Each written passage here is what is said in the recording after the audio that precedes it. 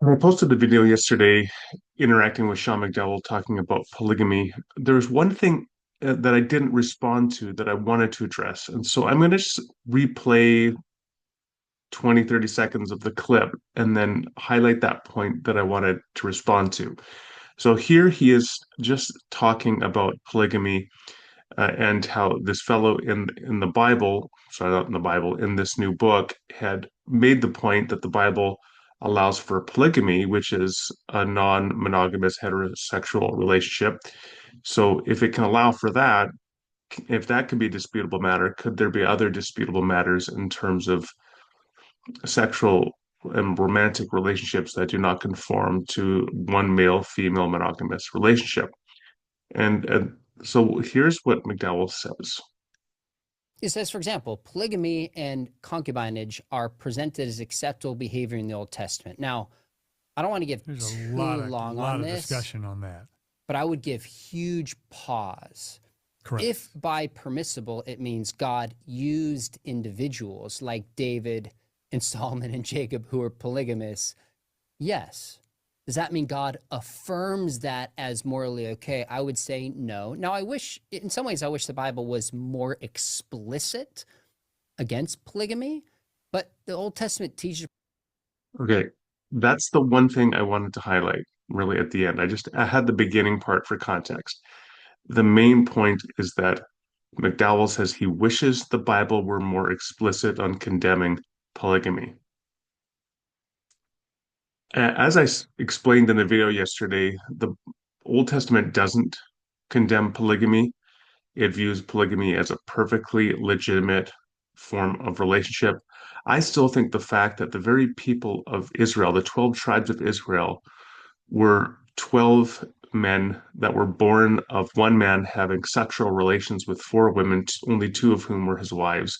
And there's no moral censure or condemnation of the Genesis of Israel on those terms. I mean, you can go, as I explained last video, throughout the Old Testament, find that God does not simply tolerate polygamy, but that it's shown to have ultimately negative consequences through the narrative of the Old Testament.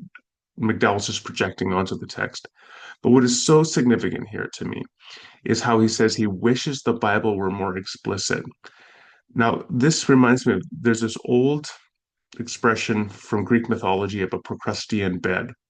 So Procrustes, as the story goes, ran an inn that people would come and stay at when they were traveling on the road. And the problem with staying at the inn of Procrustes was that the beds were a certain size, so that when you would go and stay at his inn overnight and sleep in the bed, if your limbs were too long and didn't fit into the bed, he would cut the ends of your limbs off so that you would fit into the bed.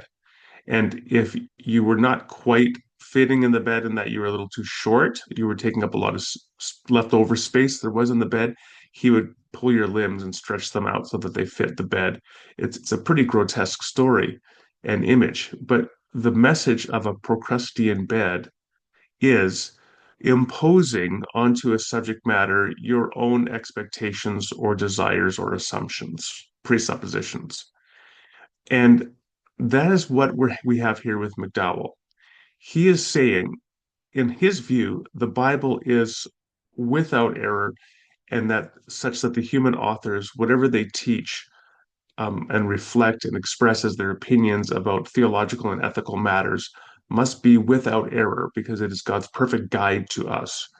So that when they repeatedly express positive views and indifferent views of polygamy, that does not fit with McDowell's assumptions about what the Bible should be or what it is, that it is this perfect moral record. So he has to project onto it and distort what it actually says about polygamy in order to make it fit into his expectations. And that is imposing a Procrustean bed upon the text. And that's what happens so often when you are a conservative evangelical, when you have this assumption that the Bible is a perfect moral record, so that all the utterances of all the human authors on theological and ethical matters, and maybe also science and history, who knows, that they're all without error.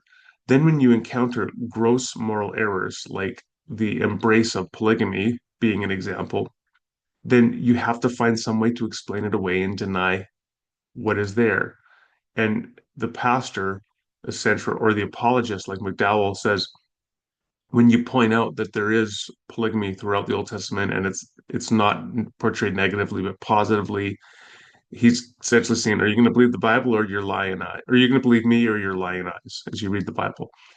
And that's the result of having the ideology of this particular view of the Bible corrupting and imposing your reading of the text into a procrustian bed, squeezing the text into the procrustian bed. So it's a very revealing, offhanded comment he makes here when he says he wishes the Bible were different than it is, because the Bible as it is simply does not fit with his evangelical ideology.